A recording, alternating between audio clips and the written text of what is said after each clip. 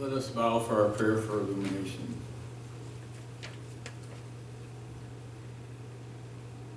Gracious God, your vision of peace and wholeness comes to us in sweeping revelations and in tiny signs of hope.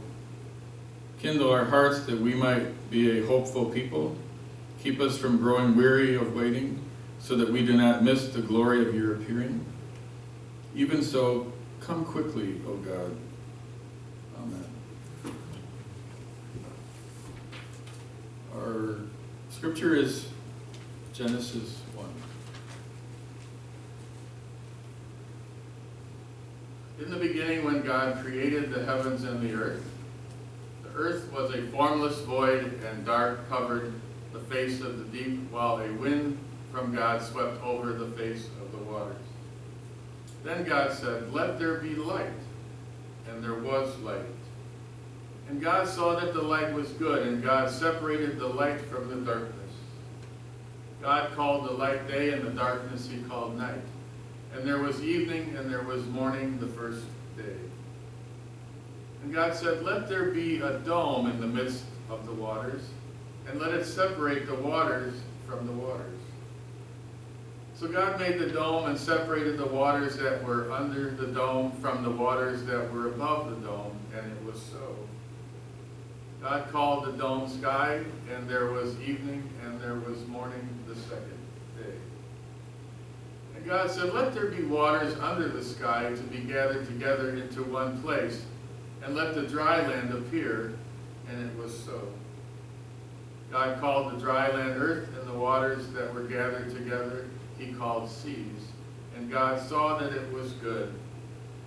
Then God said, "Let the earth put forth vegetation, plants yielding seed, and fruit trees of every kind on the earth that bear fruit with the seed in it." And it was so. The earth brought forth vegetation, plants yielding seed of every kind, and trees of every kind bearing fruit with the seed in it. And God saw that it was good. And there was evening, and there was morning the third day. And God said, "Let there be lights in the dome of the sky to separate the day from the night, and let them be for signs and for seasons and for days and years.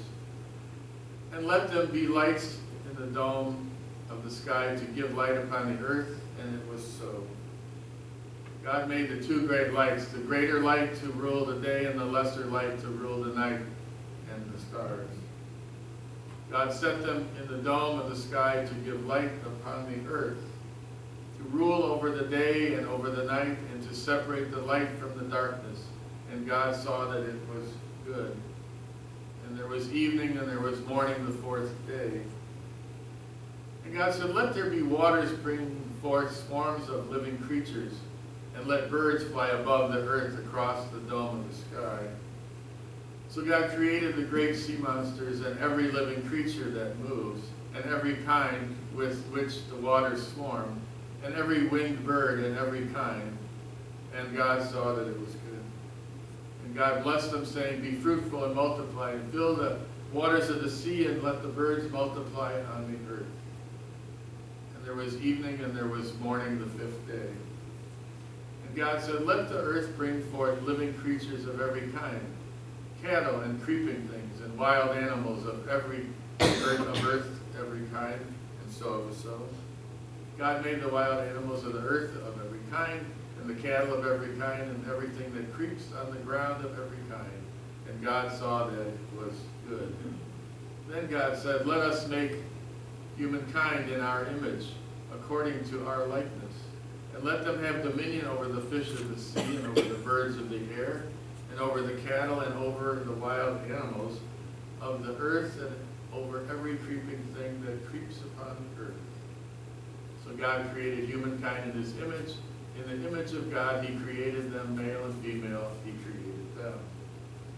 God blessed them, and God said to them, "Be fruitful and multiply, and fill the earth, and subdue it, and have dominion over the fish of the sea, and over the birds of the air, and over every living thing that moves upon the earth."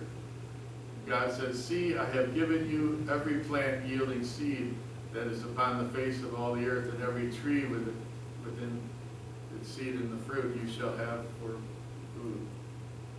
And And every beast of the earth and every bird of the air and everything that creeps on the earth, everything that has breath of life, I have given every green plant for food, and it was so. God saw everything that he had made, and indeed it was very good, and there was evening and there was morning, the sixth day.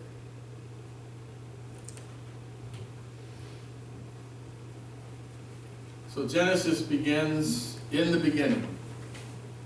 What does that mean for us, and what does the rest of the first chapter mean in our lives?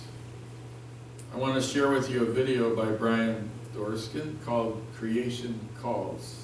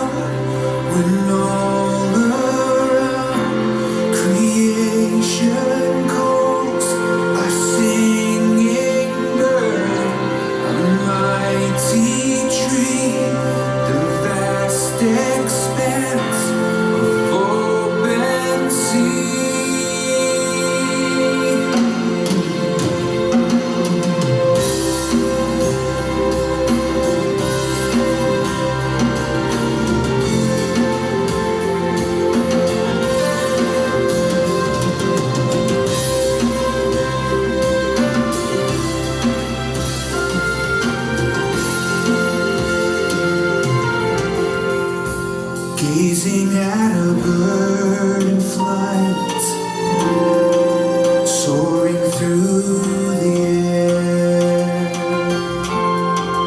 lying down beneath the stars.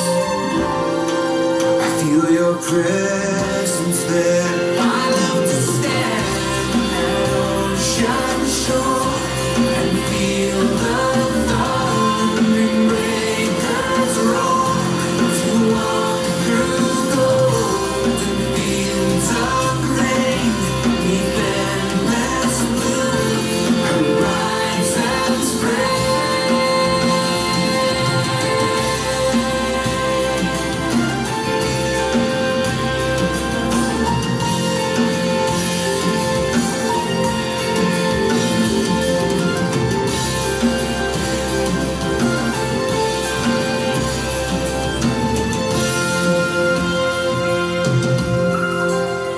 Listening to a river run, watering the earth, fragrance of a rose in bloom, a newborn's cry at birth.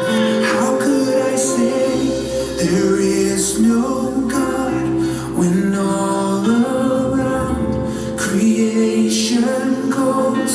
A singing bird, a mighty tree, the vast expanse of open sea. I have to stand at ocean shore and feel the thundering breakers roar. To walk through golden fields of rain, neath endless blue,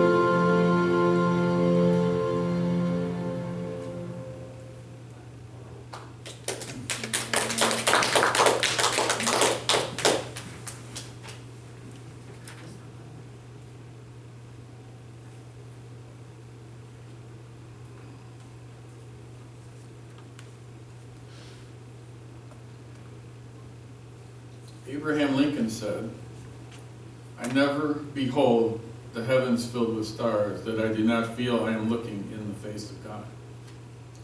And I can see how it might be possible for man to look down upon the earth and be an atheist, but I cannot conceive how he could look up into the heavens and say there is no God. The very first book of the Bible is called Genesis,